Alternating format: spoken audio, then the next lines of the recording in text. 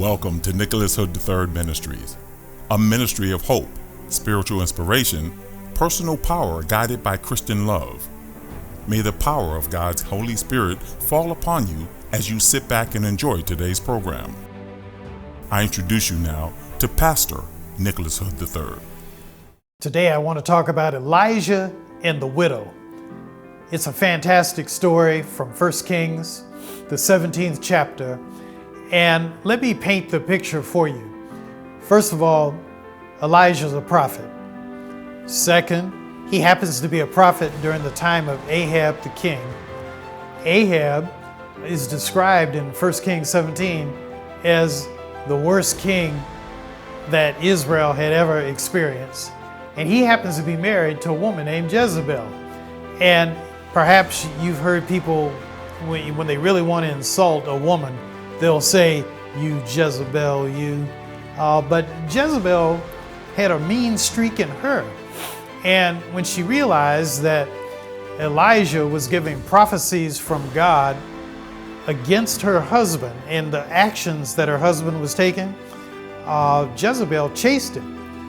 She put a word out on him, and Elijah is on the run. And one day I'll preach about a little bit more about how while Elijah is on the run, he is, and all of this is in the 17th chapter of 1 Kings. God protects Elijah and feeds Elijah with birds, a particular bird called the ravens. So one week on this program, I'll preach about Elijah and the ravens. But today I want to talk about Elijah and the widow. This widow comes into the life of Elijah after he leaves a wadi or a watering hole where the birds have been feeding. The birds have been bringing him bread and food every day, every morning and every evening, bread and meat. But then the water dries up. And sometimes in life, your water runs dry. And what do? If you don't find water, you will die. And so in the case of Elijah, God tells him to go to another city where there's water called Zarephath. He goes to Zarephath, which is in western Jordan, and there God tells him, he says, "You will see a widow at the gate, and she's gathering sticks." He said to Elijah, "Talk to that woman, and she will take care of you." And so Elijah goes to Zarephath. And there at the gate, when he first walks into the city, he sees a woman dressed like a widow. She's gathering sticks to make a fire. And Elijah comes up to her and he says, "God told me to see you. God told me that you who are bundling sticks and gathering sticks, that you would take care of me and that you would feed me." And the woman looked at him like he's a nut. And she said, "Look, I'm just gathering sticks to make a fire for my son and I. I'm a widow, and we've run out of food. We have nothing to eat. We're getting ready to die. I'm making a last meal for me and my son. And you're here telling me that you want me to take you in to my house and that you want me to feed you when I barely have enough food to feed myself and my son?" And Elijah told her, "That's right. I want you to feed me. Matter of fact, I want you to feed me first." And the lady said, "But man of God, I only have a cruse of oil and a little bit of flour. What are you talking about? Me making you a cake and making your cake first before I make a cake for myself and my hungry son. You must be out of your cotton picking mind." And Elijah reiterated it. He said, "You will not run out of oil, neither will you run out of flour." And at that point, the woman invites him into her home. She lets him stay in an upper room in her house. And from that point on, he is there through the drought. And, drought being no rain is falling. And one day, while he's there at the house, the boy dies. And the woman is just beside herself. She says, "Man of God, what have I done? I let you into my house. I've fed you. I've given you a place to stay. I let you into my house only to have you bring to remembrance my sin. And now my son is dead." And Elijah, at that point, picks the boy up. He walks upstairs to the upper room. The Bible tells us he laid the boy on a bed. And then Elijah lay his body on top of that boy.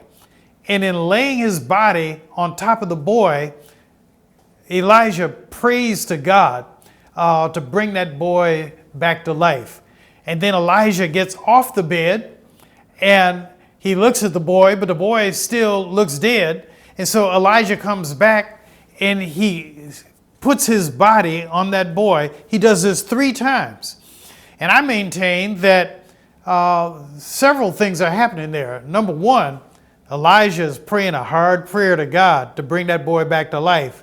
Number two, Elijah is not just praying that the boy would come back to life, but Elijah, by laying on top of that boy, is figuratively and symbolically becoming one with that boy and one with God's Spirit coming into that boy's life. And then Elijah gets off the boy to see if that boy is breathing, and eventually the boy comes back to life. Now, what are some of the lessons from this story? Number one, the widow is very gracious in that she takes Elijah into her house, sight unseen. Maybe she had heard of Elijah, but maybe the way he was dressed conveyed that he was a prophet, a man of God. But she takes him into her house, sight unseen. And I ask myself, how many of us would take in an Elijah into our house? How many of us would offer Elijah or an Elijah type figure the last food on the counter, in the shelf? Who does that kind of thing? But that is exactly what the widow at Zarephath does. And she gives him a room in her house. She does not have to do this, but she does it. The boy dies right there. And when Elijah, what does he do? He picks the boy up. He doesn't pray for the boy in front of the mother. He doesn't pray for the boy in front of the public, but he takes the boy upstairs. And then he lays on the boy and prays on top of that boy. And I think in a real and a figurative sense, Elijah is becoming one with that sick patient. And you know, some people have said, even today, that one of the most important things that a doctor can do when a person is sick is just touch them. And they don't have to lay on the body of the sick person, but just to touch them. Touch them on the shoulder. Touch them on the arm. Touch them on the back. That human touch is absolutely critical in the healing process. And Elijah does all of that even while he is praying. In a few minutes, I'm going to be talking with a special guest who's a doctor herself, a psychologist, Dr. Crystal Woods Olier, and we're going to talk about this lady in The Widow of Zarephath and how she is grieving for her dead son, and how Elijah is moved by the grief of that woman. And because he is moved by the grief of the woman, he prays a special, powerful prayer to God, and that little boy's life is restored. Stick around, and I'll be right back. This is a new ministry which is just starting. Reverend Hood needs your help in sharing the good news of Jesus Christ and His power throughout the world. If you would be so kind as to send a donation to Nicholas Hood III Ministries of any amount, Reverend Hood will send you a free complimentary copy of his book of original personal prayers and beautiful photographs entitled The Test, The Strength, the endurance, and the way out. Today I've been talking about Elijah and the widow of Zarephath. And in particular, what I want to talk about in this segment is the grieving process that we read about in 1 Kings 17. And the grieving process of the widow when she believes her son has died. She lashes out at the prophet Elijah and she says, "What have you done, man of God? I brought you here. I let you into my house. I fed you. I've given you a room, only to bring about the death of my son." And there are a lot of elements of this grieving process that we see in the woman that have some very modern kind of examples. And with me today to help us think through this grieving process, and perhaps somebody looking at this is grieving over the loss of a husband, grieving over the loss of a wife, grieving over the incomprehensible thought that a son or daughter might die before you. And so with me today, I've asked Dr. Crystal Woods Ollier, who's a noted psychologist here in the Detroit area, to help give us some insight, share some insight about the grieving process. Dr. Crystal Woods Ollier, let's start with the widow of Zarephath. What do you think about her reaction to the death of her son? And so from the story, it seems like the widow is dealing with quite a lot. Number one, she is a widow. So she's worried about losing her son. She apparently has already lost a husband.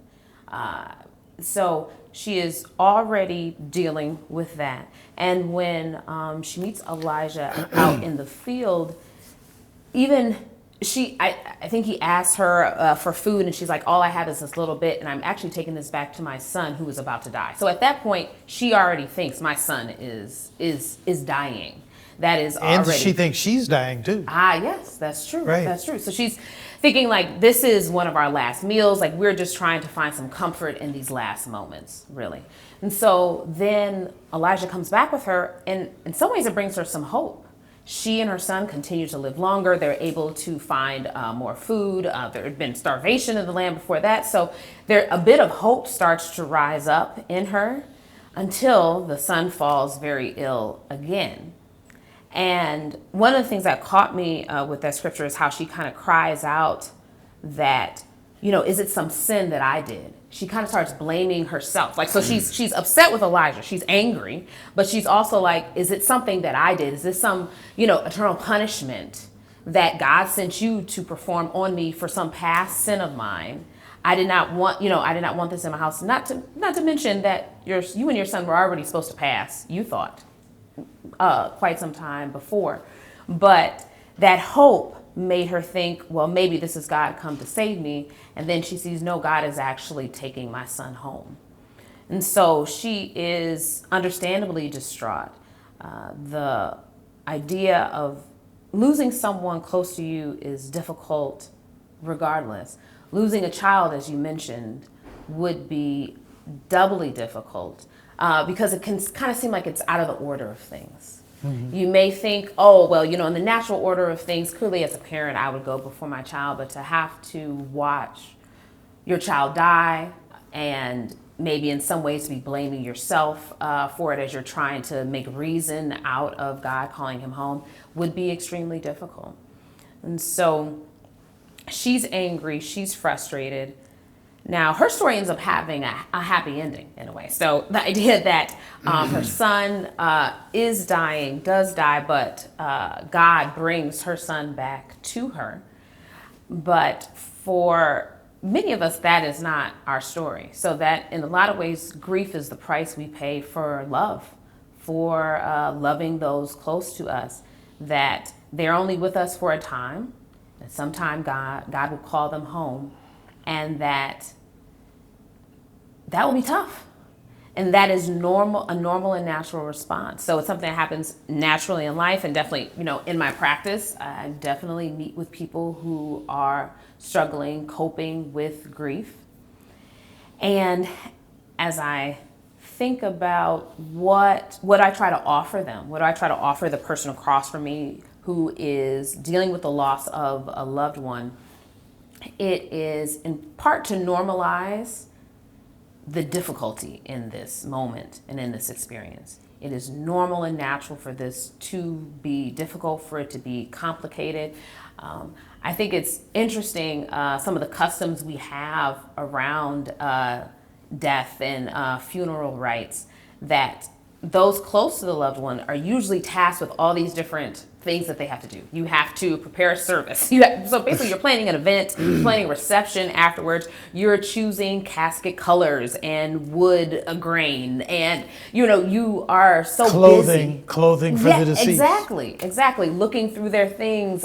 Then you may be tasked with dealing with their estate. So the idea that you are busied with all these tasks in a time when maybe otherwise you just want to curl up into a ball and lie in bed, but you are thrust into all these tasks. And there are some ways that maybe that can, for some people, distract them from the grief a bit, and that they're throwing themselves into, they're super focused on these tasks that need to be completed, or it is even more challenging because they're diving headfirst into the belongings and dealing with tension between other family members because other family is grieving as well. And that does not necessarily bring out the best in people. So for a host of reasons, it's a very challenging time. But grief is one of those things you kind of just have to go through. There's no kind of going around it. So as I'm trying to think about what do I offer the person in front of me, it's one, normalizing the difficulty of the situation they find themselves in, and also helping them, kind of being by their side as they walk through this process of grief, and making sure that they are doing that in a way where they're still taking care of themselves, even though they are clearly not at 100%. But what we want to avoid is trying to skirt around grief.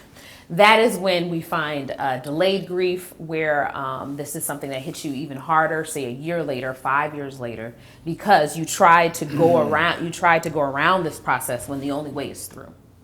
And so if you don't go through it now, then you would have to make up for that later. So kind of going through that process, one, remembering your loved one, thinking about them as a whole person. So another thing that we find is that sometimes people can develop either overly positive or overly negative views of the deceased, maybe idealizing them in some way.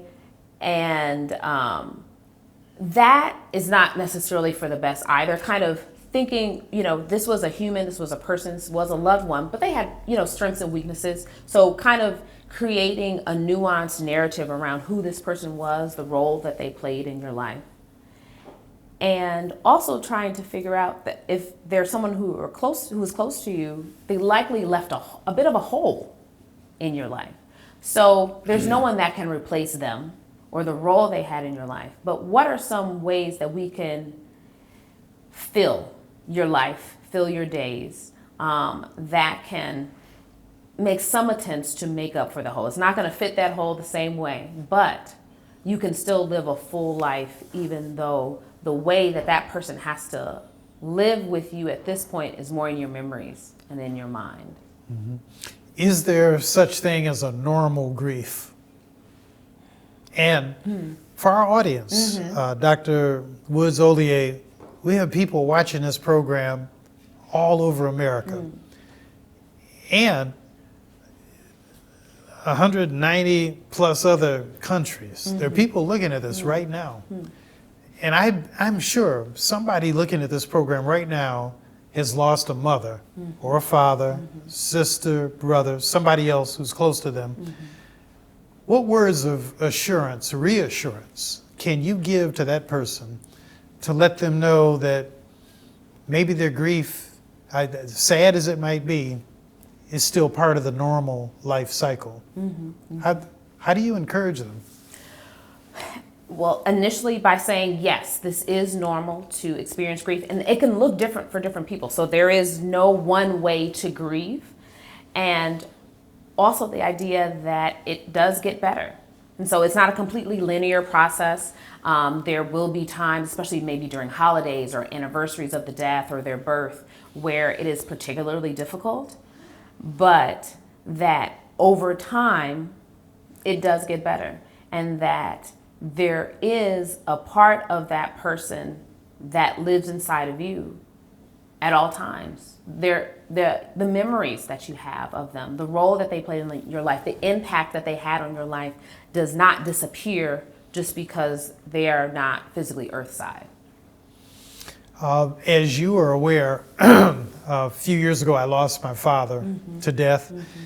And, I used to talk with him a minimum of 2 times a day on the telephone. And I'm talking about going back to when I was 24. I worked with my dad. I was his assistant minister. And, I think that was part of the way he kept tabs with me, just to make sure I was on the right track. And then a little later, I developed a similar relationship with my youngest brother, where I would talk with him 2 to 5 times on the telephone every day. And not particularly with either of them on any particular subject that was, more or less erudite. I would just talk with them about whatever it was I was doing, and they likewise. And now that they're both dead, as I heard you say earlier, you experience death on a level where there's some people, when they die, you just can't replace them. I have nobody I can talk to the way I talk to my father and my brother 2 to 5 times a day. My wife, says, but Nick, you can call me, but my wife is a judge. That is true. And she doesn't like me to say it, but, I said, man, she's hanging people all day long. That's figuratively. Yes, she doesn't yes. really hang anybody. And she'll die when she hears that I said this on television. But I tell her, I can't talk to her till 5:30. And at 5:30 in the afternoon, she is worn out because she's been laser focused on a trial.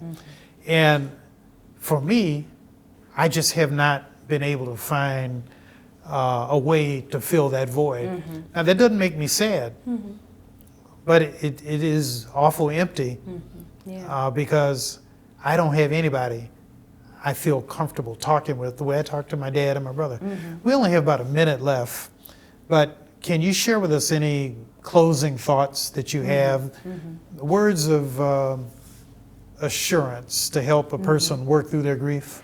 Yeah, one of the things that you and I have in common is that we both had fathers that were extremely influential in our lives and guiding our lives. I lost my father, as you very well know. And your dad really loved you. That he did. He thought you could walk on water. He did. I think Jesus Christ would have a hard time meeting up to your father's expectation to exceed you. That is a fact. My dad was definitely my biggest encourager, cheerleader, support, hugely. And I also know that there is nothing, even death, that could stop him from doing that. One of the things I do is I take a walk outdoors each morning, rain, sleet, hail, or snow, and I look up in the sky and I tell him good morning. I also then, do a little walking prayer, but he loved the outdoors and he loved, being out in the sun. And so when I am faced with a situation, I already have his voice in my ear and what he would say. So even though I cannot call him on the phone, I already know what he would say because that part of him lives inside of me. He traveled with me in 2014 with a church trip to Ghana. And he was, in tough health. But he just was so happy to be there in the motherland. Did he go with me to South Africa too? Do you know if he made the South Africa trip? No, but I know he went to Ghana. Europe. He did the So that's right. Yes. Greece and Rome. Yes. We call that following in the footsteps of the Apostle Paul. And he just loved it. He absolutely adored those trips. Yeah. And that was, a lot of his first experiences being abroad, especially in that way. And the idea that, that was probably a bucket list item for him. So I know he was grateful. I'm definitely grateful that the church provided those trips, he loved them. He loved to help plan them, take all the pictures. I had to organize some of those pictures and slideshows, things. So I'm also well versed with the travels. It seemed like an amazing trip, and he truly enjoyed it. It was an amazing experience. Yeah. Well, Dr. Crystal Woods Ollier, we're about out of time, but tell us again, what's the name of the health agency that you are part of? Yes, it is Life Stands Health, where I am the director for Metro Detroit, and I also see clients there.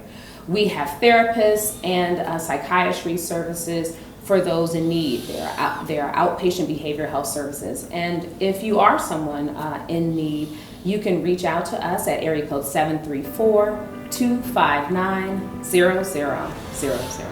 And your agency is national too, right? That is true. So anyone across the country, we are in I think about 17 states in the U.S. right now, and looking to expand.